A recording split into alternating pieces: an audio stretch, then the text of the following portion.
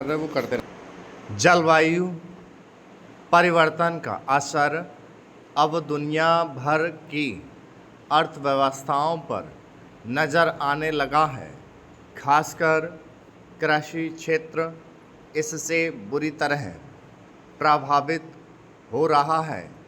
मौसम का मिजाज बदलने से फसलें चौपट हो रही हैं, जिसका सीधा असर खाद्यान्न की कीमतों पर पड़ रहा है।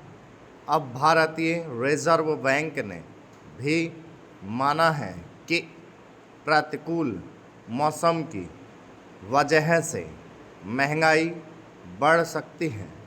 यह निस्संदेह रिजर्व बैंक के लिए भी बड़ी चिंता का विषय है। वह महंगाई को 4% के नीचे रखना चाहता है।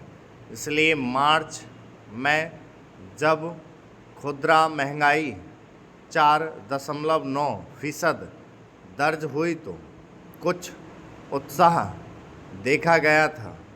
तब रिजर्व बैंक ने दावा किया था कि वह जल्दी ही महंगाई पर काबू पा लेगा, मगर अब मौसम का रुख देखते हुए उसे लगने लगा है कि यह काम आसान नहीं होगा। अभी जब गेहूं की फसल कटकर खलिहान में पहुंची है तो देश के अनेक इलाकों में मूसलाधार बारिश ने उसे भिगो दिया। बहुत सारा अनाज गोदाम में पहुंचने से पहले ही भीग गया। इस तरह सारा अनाज सड़कर बर्बाद हो जाएगा। यह अब जैसे हर वर्ष का सिलसिला हो गया है। बेमौसम बारिश हज़ारों टन अनाज बर्बाद कर डालती है। खुदरा महंगाई में सबसे अधिक चिंता खाने पीने की वस्तुओं की कीमतों को लेकर है।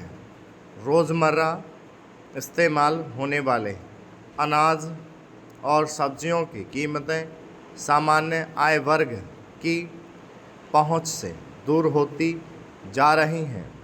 इसकी एक वजह है कि कीमतों में बढ़ोतरी भी है, जिससे ढुलाई पर खर्च बढ़ गया है। अभी जिस तरह की वैश्विक स्थितियां हैं, उसमें आपूर्ति श्रृंखला गड़बड़ होने से कच्चे तेल की कीमतें अनिश्चित बनी हुई हैं। इससे भी रिजर्व बैंक की महंगाई को लेकर चिंता बनी हुई है। पहले रूस यूक्रेन संघर्ष के चलते दुनिया भर में मुश्किलें पैदा हुई थीं। अब इजराइल फिलिस्तीन संघर्ष में ईरान के कूद पड़ने और उस पर अमेरिका की सख्त व्यापारिक पाबंदियों से संकट और गहरा हो गया है।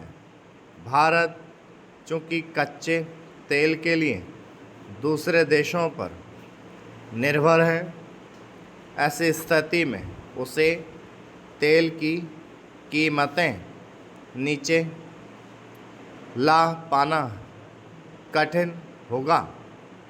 मगर मौसम की मार से पार पाने का कोई रास्ता किसी के पास नज़र नहीं आता। सर्दी गर्मी बरसात की अवधि असंतुलित हो गई है। एक फसलें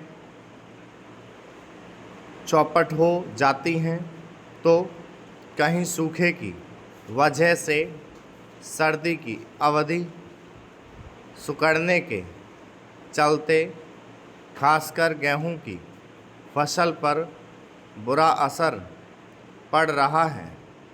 स्टॉप